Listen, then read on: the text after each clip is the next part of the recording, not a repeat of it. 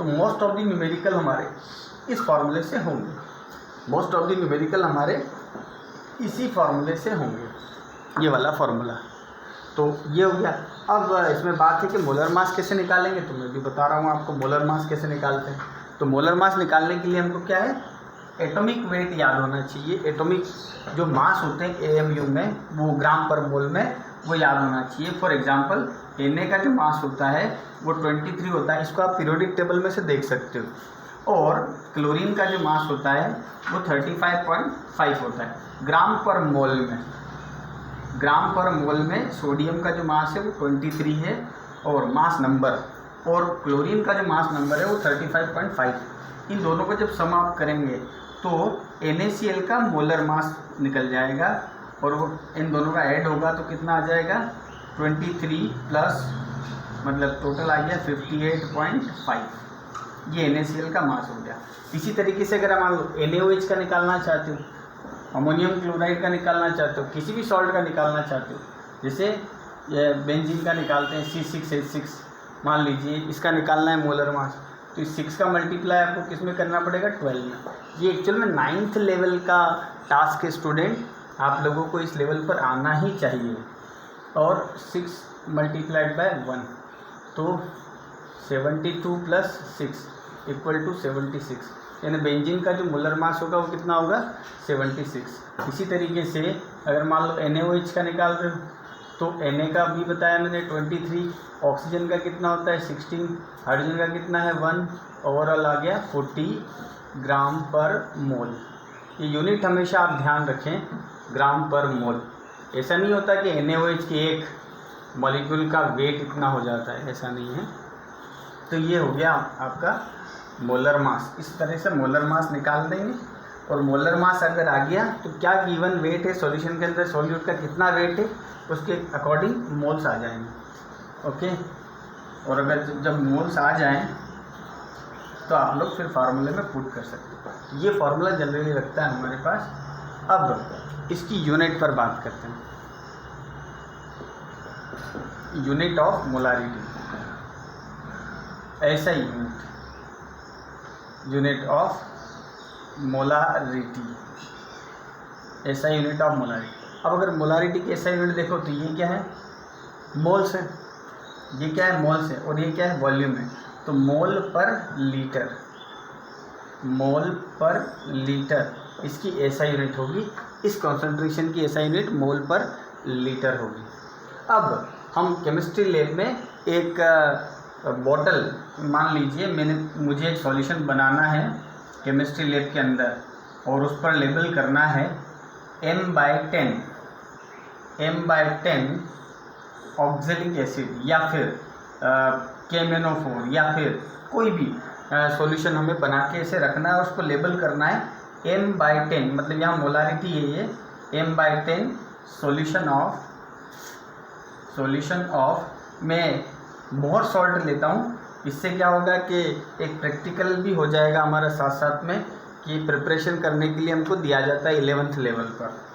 Solution of more salt या ferrous ammonium sulphate, इसका पूरा फार्मूला और ये सब डिटेल में लिखता हूँ मैं। Ferrous ammonium sulphate, ferrous sulphate के साथ अमोनियम सल्फेट होता है, और वाटर ऑफ क्रिस्टलाइजेशन होते हैं 6। तो ये पूरा जो फार्मूला होता है ये FAS होता है, फेरस अमोनियम सल्फेट। इसका M/10 अपन सॉल्यूशन बनाते हैं। अब कैसे बनाएंगे देखिए, इसकी हेल्प से ही बनेगा, मोलारिटी की हेल्प से ही मैं करता हूँ। ये जो मैंने M/10 रखा है, M/10 जनरली इस तरह से लिखते हैं, इसका मतलब होता है कि मोलारिटी जो है वो 1/10 है, यानी 0.1, पर इस तरह से उसको लेबल कर देते हैं कि M/10 है। M/10 का मतलब क्या हुआ, मोलारिटी इतना है। और अगर ऐसा लिखा हो M/40 तो इसका मतलब क्या होगा कि जो मोलारिटी है वो कितनी है, जो मोलारिटी है वो है 1/40, यानी 0. जो भी वैल्यू आ रही हो आपकी 1/40 का 0.02 अप्रॉक्स 8। ये इस तरीके से इसकी ये स्टेटमेंट का मतलब ये होता है M/10। तो ये समझ गए हम लोग कि इसका मतलब ये इतनी मोलारिटी होती है। तो हमें कितना लेना है, m/10 सॉल्यूशन बनाना है, मतलब मोलारिटी कितनी रखना है हमको, मोलारिटी रखना है 0.1 मोलर, और इसका सॉल्यूशन बनाना है, तो इसका सॉल्यूशन हमको बनाना है। अब कैसे बनाएंगे, मोलारिटी का फॉर्मूला लिख दें, molarity equal to given weight upon molecular weight, volume in ml में बना देते हैं। कितना सॉल्यूशन को हमें ml बनाना पड़ेगा, सपोज 250 ml हम लोग लेते हैं और उसका सॉल्यूशन बनाना है हमें, तो यहाँ मैं 250 ml ले लूँगा, और ml में अगर यहाँ पर वॉल्यूम है तो यहाँ मुझे क्या मेंशन करना पड़ेगा, 1000। अब मैं सारा डेटा रखता हूँ और WB निकालता हूँ, इससे WB फाइंड करना, पहले रख देता हूँ 0.1 equal to WB MB into 250 4 times into 4, तो ये फाइनलाइज। अब मेरे को एक और वैल्यू रखनी है MB। अब ये MB कैसे होगा, देखो फेरस सल्फेट FeSO4, तो Fe का मास आप लिखेंगे प्लस सल्फेट का मास लिखेंगे प्लस SO4 का मास लिखेंगे, 4 इंटू ऑक्सीजन का मास लिखेंगे।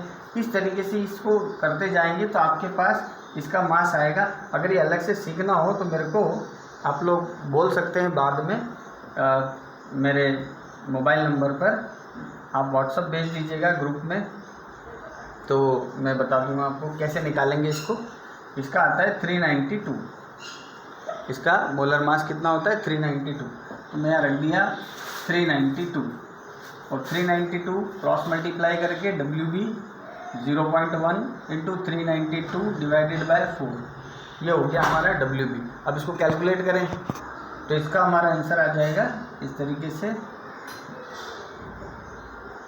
WB इक्वल टू 9.8 ग्राम। तो हमें करना क्या है, ये तो हमारा वेट है, मान लो मास आया, तो हमें क्या करना है, ओपन करना है बॉक्स को जिस पर क्या लिखा हो FAS। इस बॉक्स में से हमें जो बैलेंस होती है, चाहे फिजिकल बैलेंस हो या इलेक्ट्रॉनिक बैलेंस, उसकी हेल्प से हमको इसमें ले लेना है FAS। कितना लेना है FAS 9.8 लेना है, और एक बीकर में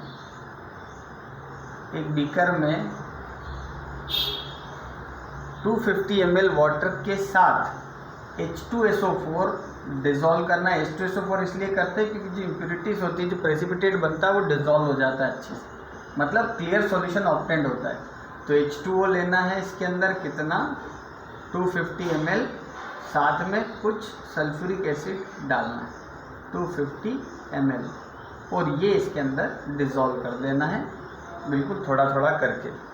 तो अब ये जो सॉल्यूशन बनेगा मैं इसे बोतल में रख दूंगा और लेबल कर दूंगा इसमें m/10 FAS। तो एक तरह का प्रैक्टिकल भी हो गया और साथ में हमारे पास इसकी मोलारिटी भी आ गई।